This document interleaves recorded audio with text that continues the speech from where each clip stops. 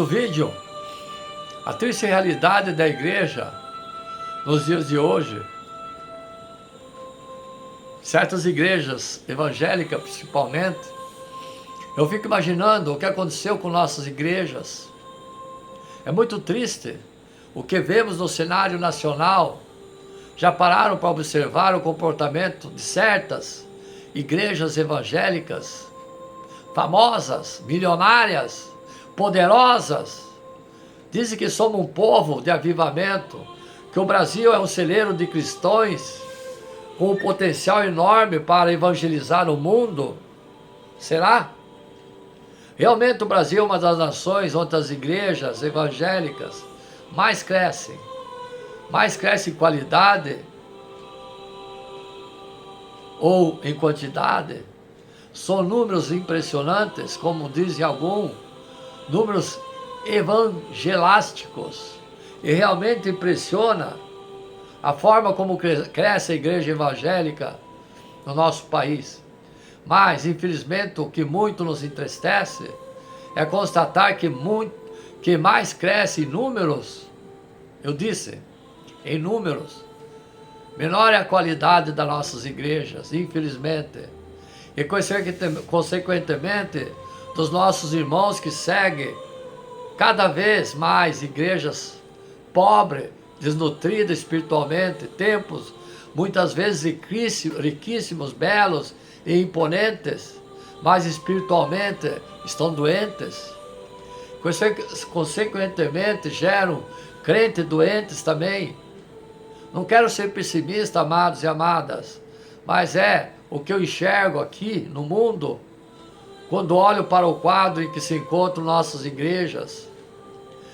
De um lado vemos igrejas neopentecostais, e algumas pentecostais pregando uma prosperidade louca, que gera um monte de cristãos egoístas, correndo atrás da prosperidade, como eu expliquei lá em cima, em busca de riqueza material, que se não alcançam, logo abandonam a fé, frustrado por não conseguir o que buscavam. Muitas das vezes taxado por culpar os seus líderes, que afirmam, se não conseguiu é porque você não tem fé. Outros buscam de um milagre em igrejas urgente, que vivem de explorar o desespero das pessoas que sofrem a dor de uma doença, muitas das vezes desenganadas pela medicina.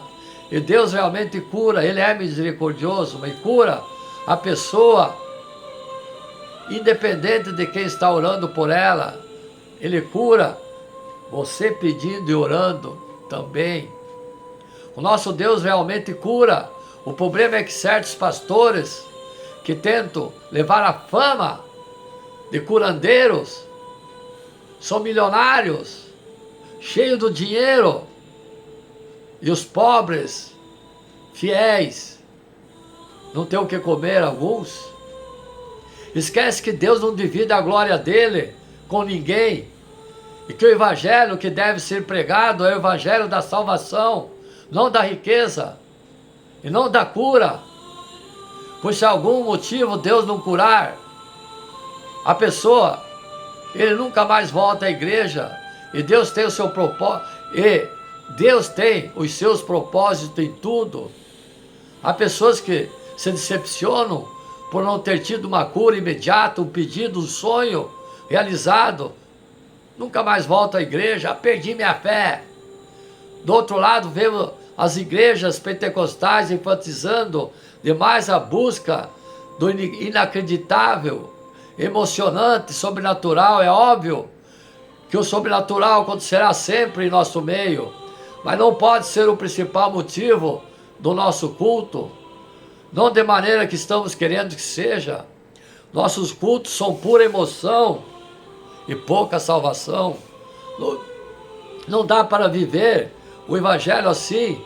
No culto pentecostal, geralmente, os crentes se preocupam demais em ver o sobrenatural, ser arrebatado, entregar ou buscar uma profecia, falar em língua, sapatear, pular, gritar, fazer aviãozinho e outras coisas assim, se jogar no chão. Ou seja, Queremos um culto extraordinário que nos satisfaça, nos encha de paz e alegria para sairmos renovados. Nada contra, mas estamos fazendo um culto para o crente e os perdidos como ficam. E as igrejas históricas e tradicionais que em busca de um avivamento, que muitas das vezes não tem nada de espiritual, estão se perdendo também no cenário evangélico da atualidade. As igrejas tradicionais, sem dúvida, crescem bem menos que as pequenas, e muitas das vezes, em busca de uma renovação, acabam se perdendo em meio de shows. Eu disse shows, danças sensuais, vestidas sensuais e outras coisas mais. O problema é que a igreja, seja ela reformada, histórica, tradicional, pentecostal, neopentecostal, o que for, ela precisa saber que o papel da igreja é ganhar alma para Yeshua Mashiach. O problema é que todos os exemplos que citei, em nenhum deles se prega o verdadeiro evangelho. Se enfatiza muito o financeiro, a prosperidade, a cura, as bênçãos, a emoção, o entretenimento. Copiaram? Então, esquecendo-se de dizer que só Cristo salva. Não estão pregando o evangelho da salvação porque pensam eles, não dá ibope, o povo não vem, o povo não gosta, o povo não paga dízimo, eu preciso comprar meu carro, minha mansão, diz o pastor no seu pensamento. Os pregadores de hoje estão querendo dizer que o povo quer ouvir e não o povo que precisa ouvir. Copiaram? Estão pregando o evangelho barato, que satisfaz o povo, que lhe dá dinheiro para comprar carro, casa, fazendas, que muitas vezes sai caro mesmo para os seguidores deles. Precisamos pregar o evangelho que transforma, que confronta direto com o pecador. Amar a Deus sobre todas as coisas e que faz o homem reconhecer seu estado original de pecador, se arrepender de seus pecados, entregar sua vida, como ele entregou a você, Yeshua Mashiach, Jesus Cristo. É simples. É só falar do pecado, da justiça e do juízo, dizer ao homem que ele é pecador, mais que Cristo, que morreu para salvar, para nos salvar, que basta ele se arrepender e Cristo o salvará. O resto pode deixar a Deus, que é o Espírito Santo, o enviará, pois ele é quem convencerá. Viu como é simples? E é só sair do pedestal, descer um pouco, se lembrar que o trabalho de conversão pertence ao Pai, Deus, que somos apenas vasos na mão dele, vasos na mão do oleiro. O grande problema é que esse tipo de pregação salva o perdido, mas não dá muito retorno financeiro, que é a intenção dos pregadores, de certos pregadores e de certos pastores, como tal evangelho da prosperidade que eu expliquei. E muitos pastores preferem seguir o segundo caminho, mesmo conhecendo os perigos que eles representam. Amém? O grande engano da teologia da prosperidade, explicando aqui para os filhos, para os amados e amadas, teologia da prosperidade que eu quero dizer, filhos, é almejar somente lucro, somente cura, carro novo, mansão, só coisas do mundo, sem a fé, sem o amor de Deus, sem dar honra e glória a Ele. Amém? Copiaram? Vamos repetir e aprender sobre o que dizia a teologia da prosperidade, que trata disso. Tem igrejas aí que às vezes assisto na parabólica, assisto o culto para ver, tirar uma dedução, vejo 2.000 pessoas no culto. Sim. Amando a Deus, adorando a Deus, cultuando a Deus, louvando a Deus. Não. Só esperando uma cura, passando por uns arcos, não pedindo perdão dos pecados, mas sim pedindo fartura, pedindo carro, casa, fazenda, prosperidade da firma, da empresa. Jesus nunca ensinou que o evangelho pudesse ser fonte de enriquecimento. Copiaram? Ou um meio de se levar a uma vida regada de fama, fortuna, prosperidade. Em nome de Deus, ao contrário, o Senhor ofereceu a renúncia e a cruz àquele que o seguirem. O que Jesus disse? Toma a tua cruz, dê todo o teu capital aos pobres e me siga. Se alguém quer vir a mim, após mim, renuncie a si mesmo. Tome a cruz a cada dia e me siga. Porque quem quiser salvar sua vida vai perdê-la. Mas quem sacrificar sua vida por amor a mim, salvar-la. Lucas capítulo 9, verso 23, 24. Jesus fala de sacrifício, amados e amadas, filhinhos, renúncia de perder a própria vida, e diz que se o grão de trigo não cair na terra e não morrer, não pode dar fruto. Jó capítulo 12, verso 24. Isso está longe de ser um ensinamento de enriquecimento, porque se faz a vontade de Deus. Ele não é contra a riqueza, não, amados e amadas. Espera aí. Deus não é contra você ganhar seu dinheiro justo, de você ter uma comodidade que você lutou, não! Ele gosta, Ele quer isso para os seus filhos, mas você não pode vender sua alma, querer mais e mais e mais e mais e mais, dando dinheiro para esses pastores ficarem milionários. Você está enriquecendo o caminho do pecado, do inferno a eles e a você.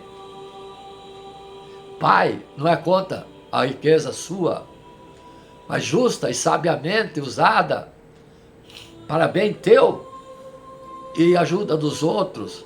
Mas isso está longe de justificar as igrejas que pregam, em vez de pregar o evangelho, pregam a teologia da prosperidade. Não vou aqui indicar nenhuma igreja por respeito como ser humano, mas vocês sabem. Eu digo, vocês sabem. No entanto, os adeptos dessa teologia se baseiam no Antigo Testamento para dizer que os homens de Deus são ricos. Foram ricos, como Salomão. São exceções, amados e amadas. O que Jesus prometeu, que veio para que tenhamos vida em abundância, Jó, capítulo 10, verso 10. Sim, espiritualmente, não materialmente. Mas, segundo a interpretação da teologia da prosperidade, Deus concede riqueza, bens materiais a quem Ele é fiel e paga dízimo com generosidade. Olha só. Mas essa concepção está mal fundamentada, amados e amadas. Todos nós devemos sim ajudar. Mas Deus disse, dai com alegria. Ajuda as igrejas. Os fiéis cristãos têm ainda a obrigação de atender a cada um segundo as suas capacidades, as necessidades materiais das igrejas. Ajuda? Sim. Mas não enriquecer certos pastores, igrejas bilionárias que vocês conhecem. O que diz? A mentalidade do Antigo Testamento, quando não se tinha uma noção clara da vida eterna, eu disse, Antigo Testamento, os antigos judeus julgavam que a recompensa de Deus para os bons seria nesse mundo mesmo. Mas essa concepção foi mudando, como se pode ver no livro de Jó, Eclesiastes, Daniel, etc. A certeza da vida eterna e de uma recompensa muito melhor foi finalmente trazida por Yeshua Mashiach. Dirá o rei aos que estiverem à sua direita: vinde, benditos meu Pai, recebei por herança o reino preparado para vós desde a fundação do mundo. Mateus capítulo 25, verso 26. Paulo completa: o que os olhos não viram, os ouvidos não ouviram, e o coração do homem jamais percebeu, eis que Deus preparou para aqueles que o amam. 1 Coríntios capítulo 2, verso 9. Jesus nos propôs riqueza. Jesus não propôs riqueza nem prosperidade aos seus seguidores. Prometeu sim a vida e abundância, sim, mas não a vida material, mortal, e sempre ameaçada que o homem conhece na terra, mas a vida imortal, espiritual, em comunhão com Yeshua Mashiach, e com o Pai, com o Filho e o Espírito Santo. A carta de Hebreus ensina que Deus nos corrige para o nosso próprio bem. É para a vossa educação que sofreis. Deus vos trata como filhos. Qual é? Com efeito, o filho cujo pai não educa.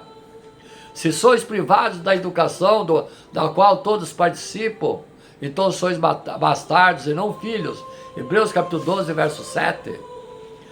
Dessas palavras pode-se ver que é falso dizer que Deus paga em dinheiro e bens materiais para quem é fiel, dando cura, carro, casa, dinheiro, fartura. Sua empresa só fatura bem, não tem crise, nada. Paulo mostra os riscos do enriquecimento para quem não sabe se contentar com o que tem. O avarento, a piedade é de fato grande fonte do lucro, mas para quem sabe se contentar, pois nada trouxemos para o mundo, nem coisa alguma poderemos levar. Se pois temos alimento e vestuário, contentemo-nos com isso e ajudemo-nos quem precisa. Ora, os quais querem se enriquecer caem em tentação e cilada e em muitos desejos insensatos, perniciosos, pecaminosos, que mergulham o homem na ruína e na perdição, porque a raiz de todos os males é o amor ao dinheiro, por cujos enfriado desejo alguns se afastaram da fé, e assim mesmo se aflige com múltiplos tormentos. 1 Timóteo capítulo 6, versos 5 e 10. Jesus deu uma lição importante quando de encontro com aquele jovem rico que perdeu a coragem de segui-lo por causa do dinheiro. Jesus respondeu: se quiserem ser perfeito, vá. Eu frisei lá em cima, aqui repito: vende os teus bens e dá aos pobres e terás um tesouro nos céus. Jesus falou bonito.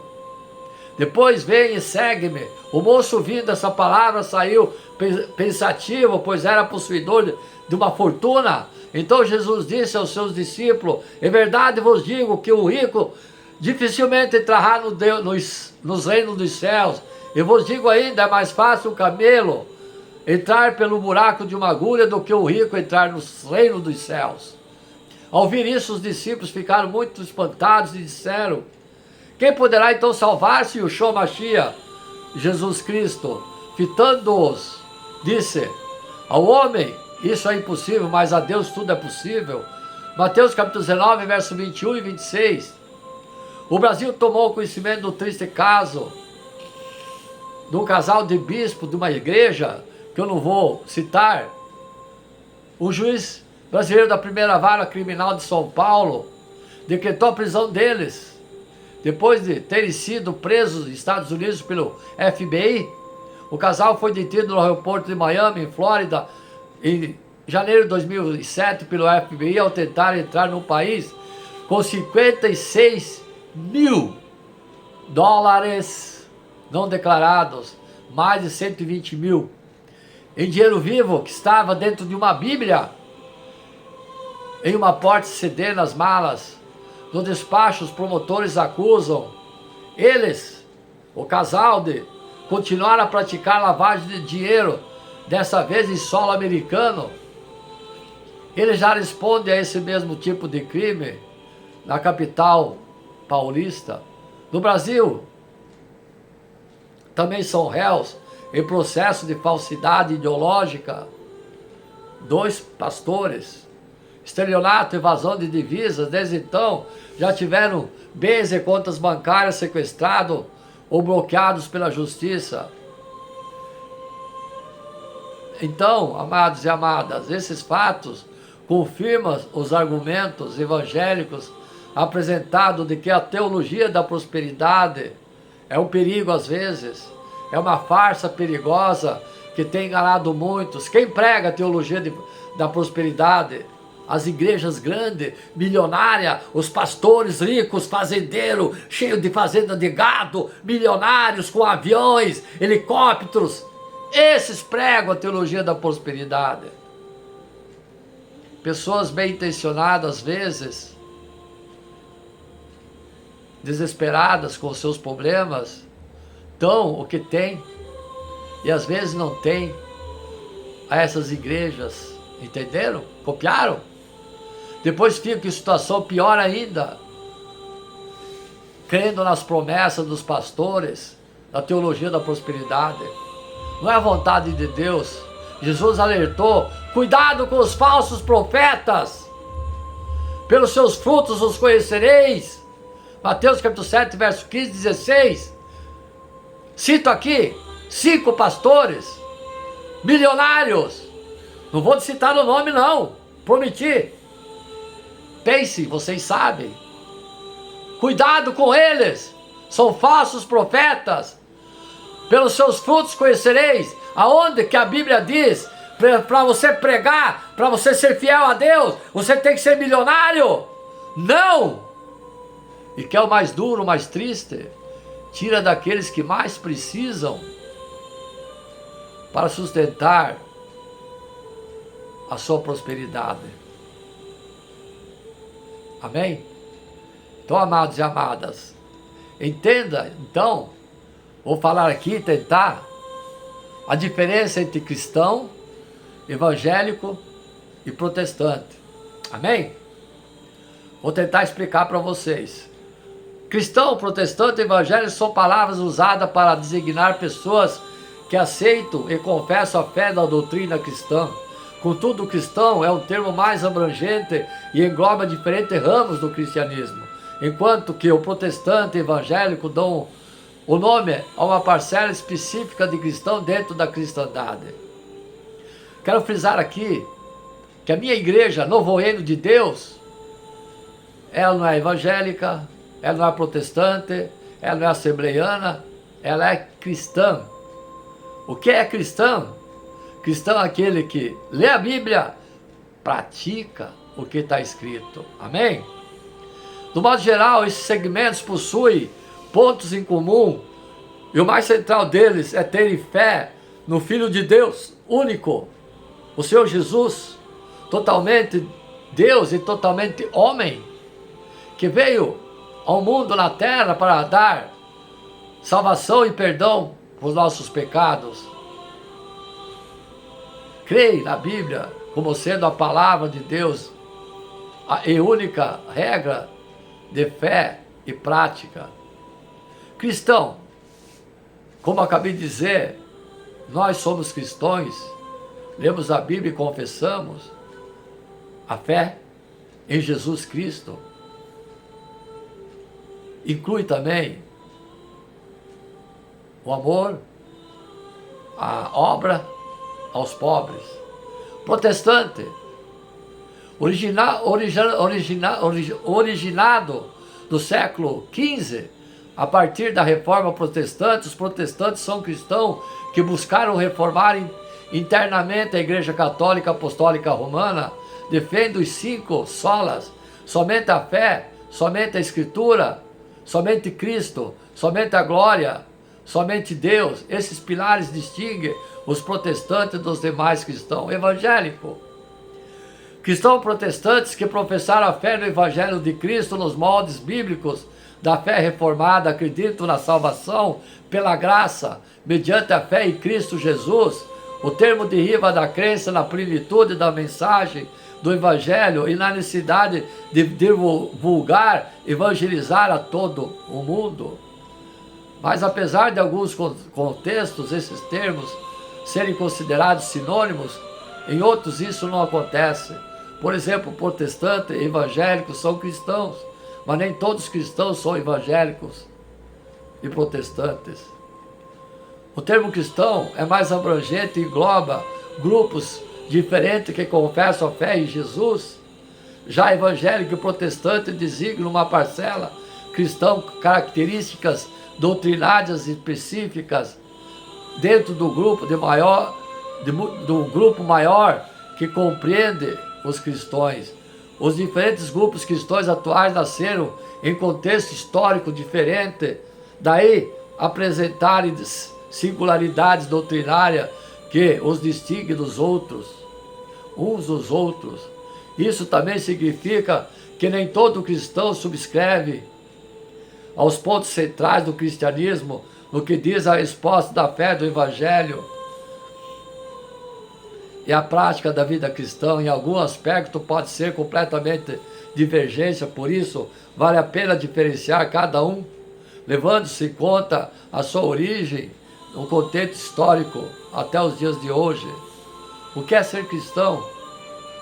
Ser cristão é todo aquele que é discípulo de Jesus. Eu acabei de dizer, eu sou cristão.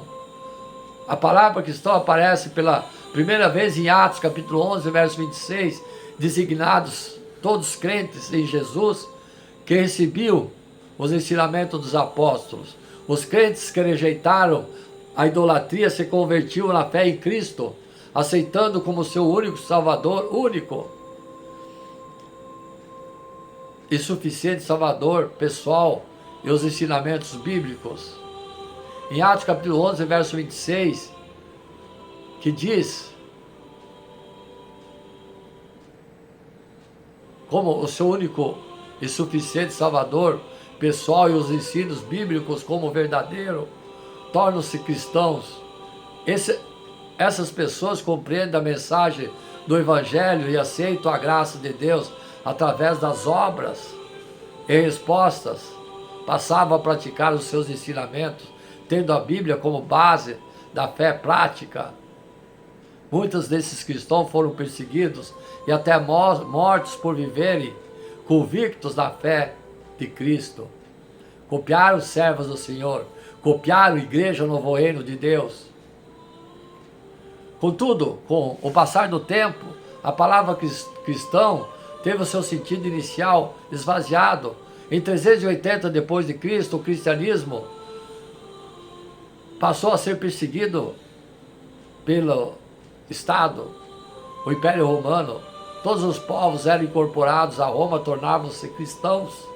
Assim mesmo foram assimilados ao cristianismo, sem passar pelo processo de conversão, desconhecendo a Bíblia e sem professar a fé em Cristo. Naquela época. Atualmente pode-se dizer que o cristianismo é formado por diferentes grupos, que já disse, católicos, romanos, ortodoxos, protestantes, judeus, messiânicos e outros.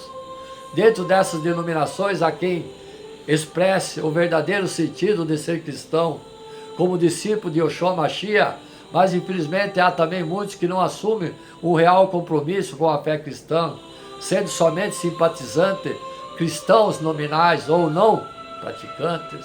O cristão é praticante. O que é ser evangélico? O evangélico são cristãos protestantes que confessam, que professaram a fé no Evangelho de Cristo nos moldes bíblicos da fé reformada. Confessam a salvação pela graça mediante a fé em Cristo, embora tenham tido raízes na reforma protestante. Não há muito consenso acerca de definições, distinções ou do surgimento exato do evangelicalismo. No entanto, o termo evangélico nasce da crença na plenitude do Evangelho. João capítulo 3, verso 16, que diz: porque Deus tanto amou o mundo que deu seu Filho, para que todo que nele crê não pereça, mas tenha a vida eterna. Marcos capítulo 16, verso 15, disse-lhe: vão pelo mundo todo e prega o Evangelho a todas as pessoas. Amém? A partir da recuperação e do entendimento bíblico das doutrinas fundamentais do Novo Testamento, a tradição evangélica compreendeu que a Bíblia, sendo infalível e inerente e suficiente, deveria ser anunciada a todo mundo.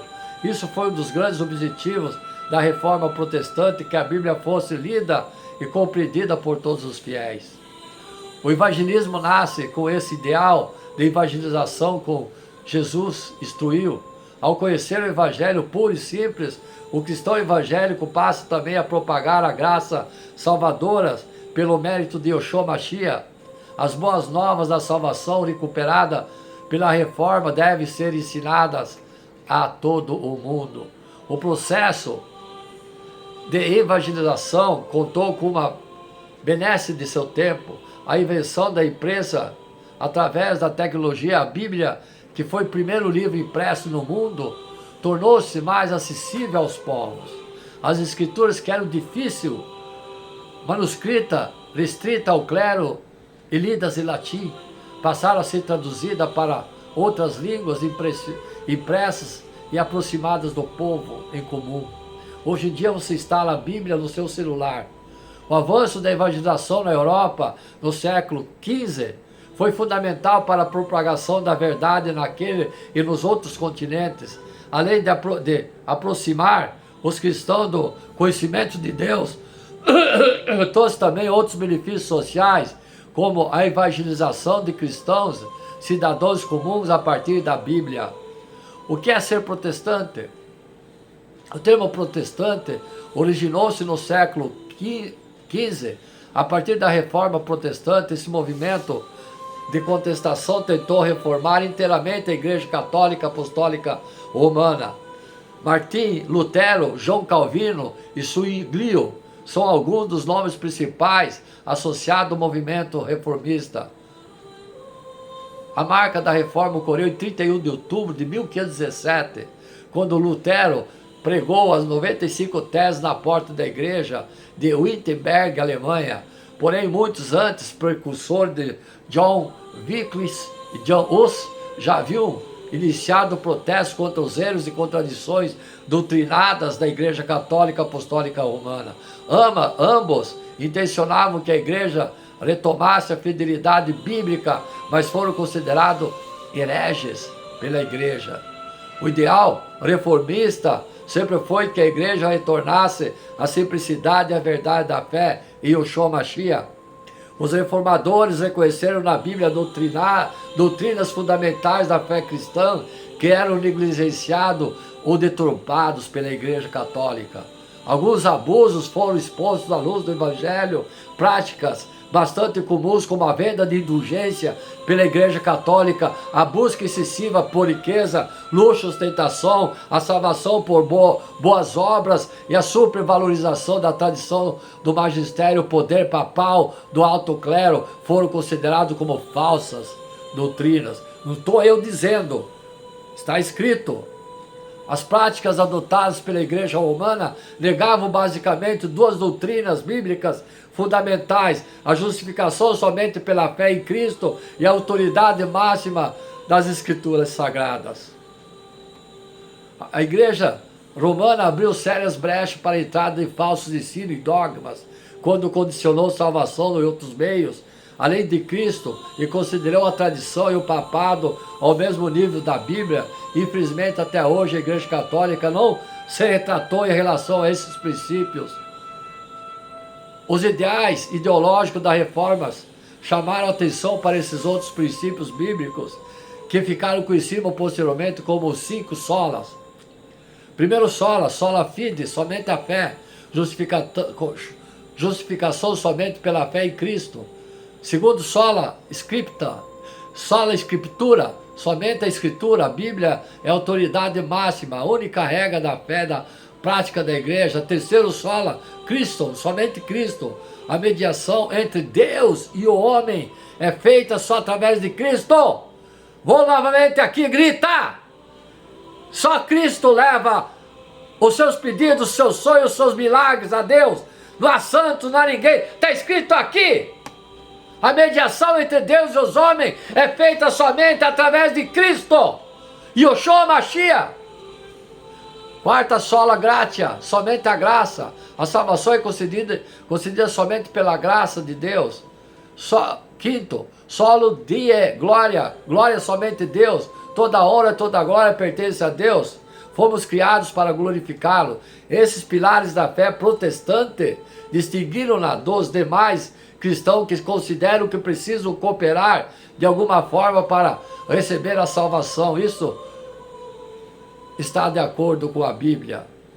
Pois vocês são salvos pela graça, por meio da fé. Isso não vem de vocês, é dom de Deus, não por obras, para que ninguém se glorie. Efésios capítulo 2, verso 8 e 9. Pense bem, analise bem. A salvação se dá pela fé e pelas obras. Amém, amados e amadas? Então, a responsabilidade do cristão perante o mundo. Paulo está propriamente, na sua passagem, dizendo aos cristãos que tiver feito aqui, para que cada um receba segundo o bem ou mal que tiver feito por meio do corpo. Segundo Coríntios capítulo 5, verso 10. Os cristãos serão julgados segundo uma retrospectiva de suas obras, com o propósito de lhes ser concedido galardões ou receberem a reprovação do Senhor. Em Romanos capítulo 14, verso 10, Paulo diz: todos compareceremos perante o tribunal de Cristo. Portanto, o cristão dará contas ao Senhor pelo que tenha sido e pelo que tenha feito no mundo. Essas responsabilidades devêm do fato inexorável de ser ele nova criatura. Deve, por isso, manifestar na nova vida um novo modo de proceder, compatível com a condição de cristão, deixando para trás as coisas antigas inerentes à velha natureza. A velha natureza. O que é ser cristão? Ser cristão implica em ser diferente do homem natural, aquele que ainda não nasceu de novo, uma manifesta e disfarçável postura perante o mundo, a de nova criatura, em contraste com a postura do homem natural, a velha criatura. É a postura quem possui nova vida, obtida pela fé, João capítulo 1, verso 12, na pessoa da palavra e na obra do Senhor Jesus. Resulta, pois, um novo nascimento, regeneração, operação de caráter espiritual, não natural, pela atuação da palavra crida, Romanos capítulo 10, verso 17, e do Espírito Santo que convence o pecador do seu pecado e da justiça, do juízo, João capítulo 16, verso 8. O batismo nas águas simboliza bem esse fato, como vemos em Romanos capítulo 6, verso 4. Fomos, pois, sepultados com ele na morte pelo batismo, para que, como Cristo foi ressuscitado dentre os mortos, pela glória do Pai, assim também andemos nós em novidade da vida. O Senhor Jesus Cristo enfatizou que essa verdade, falando Nicodemos, quando lhe disse ser necessário nascer de novo, pois quem não nascer da água, a palavra, e do Espírito não pode ver o reino de Deus, não pode entrar no reino de Deus. João capítulo 3, versos 5 e 8. Faz-se imperioso o novo nascimento, o qual nada tem a ver com o processo natural da geração humana, já que a nova vida resulta em um processo espiritual. Paulo enfatiza, afirma que somente aquele que está em Cristo e nova criatura é. Isso implica necessariamente que tudo que se faça novo, todas as coisas velhas já passaram, as que consistem na vivência do homem natural, isto é, sem Cristo, tudo se fez novo, diz Paulo, porque a vida do homem espiritual, aquele que é nascido de novo, deve ser diferente da que tinha antes do novo nascimento. O seu comportamento agora não pode ser nada a ver com a velha criatura. A mudança deve ser radical e deverá ser inevitavelmente anotada pelos que não são cristãos. Como tornar-se cristão? É o exercício da fé que viabiliza a conquista pelo pecador do benefício incomparável da nova vida e de todos os demais benefícios que dela advêm. no usufruto do maravilhoso processo da salvação. Hebreus capítulo 11, verso 6, que sem fé é impossível agradar a Deus. Mas há duas expressões de sentido fundamental para a correta realização cristã, realidade cristã, que definem o processo do verdadeiro novo nascimento, arrependimento e conversão. Ninguém se tornará um cristão autêntico, uma nova criatura, se não se arrepender dos seus pecados e se não se converter ao Senhor. Foram as expressões chaves usadas pelos apóstolos para definir a atitude indispensável do velho homem, a fim de se tornar uma nova criatura. Tais expressões fundamentaram o surgimento da Igreja de Cristo na terra. Arrependimento é o que proclama Pedro ser indispensável na atitude do pecador como resposta única, adequada à solução do dramático problema que o pecado trouxe à criatura humana. Fê-la no final da sua notável pregação, que alicerçou, edificou o corpo de Cristo. Atos capítulo 2, verso 38. O próprio Pedro reafirma em fundamento da nova vida em Cristo, no Atos capítulo 3, verso 19. Arrependei-vos, pois, e convertei-vos para serem cancelados os vossos pecados. Não foi outra mensagem do Senhor Jesus no início do seu ministério? Marcos capítulo 1, verso 15. Anulando os seus valores morais e espirituais e qualquer possibilidade de ser ele, como Deus queria, instrumento de realização dos seus propósitos soberanos no mundo, o pecado se tornou na maior tragédia para o homem no mundo. Isaías capítulo 59, verso 2. As vossas iniquidades fazem separação entre vós e Deus, os vossos pecados encobrem o seu rosto de vós, para que vos não ouça. Deus detesta o pecado, mas ama o pecador, e por isso manifestou o seu amor e sua misericórdia através da sua graça para restaurar o homem perdido. João capítulo 3, verso 16. Sobre o Calvário, Yeshua Mashiach pagou a nossa conta. Satisfez a justiça divina, livrando-nos da condenação eterna dos nossos pecados, expiando-os no sacrifício solene do seu próprio corpo, purificando-os através do seu sangue ali, voluntariamente derramou sob tremendo e incomparável sofrimento. Esse foi o preço pago pela minha redenção, pela tua também. 1 Pedro capítulo 18, verso 1 Pedro capítulo 1, verso 18 e 20. O sepulcro onde colocaram ele o deixou vazio para nos garantir a ressurreição do nosso próprio corpo. 1 Coríntios capítulo 15, verso 13, 14, 15, 16 e 20. Aleluia! O que nos resta fazer, pois, além do exercício da fé, o arrependimento sincero dos nossos pecados, confessando-os e deixando-os. Provérbios capítulo 23, verso 18, arrepender-se significa reconhecer o pecado, ficar triste e chorar contritamente pelo pecado cometido, confessar o pecado perante Deus, deixar o pecado. Não há como chegar-se à condição de nova criatura sem o arrependimento sincero, que implica necessariamente nos passos da vida. A conversão verdadeira ao Senhor, converter, é mudar totalmente o rumo que estamos para adotar outro completamente diferente. A conversão ao Senhor dá-se somente quando nos dispomos a mudar de rumo desastrado que estamos seguindo da velha criatura para adotarmos o rumo novo da nova criatura. Que o Senhor nos indica a seguir da nova direção que nos leva aos alvos de Deus e às indizíveis bênçãos que Ele nos reserva. João capítulo 14, verso 6. Essa é a atitude da qual resulta também o novo nascimento e a experiência da nova vida em Cristo Jesus. Amém? Passando então para o terceiro vídeo e último. Amém?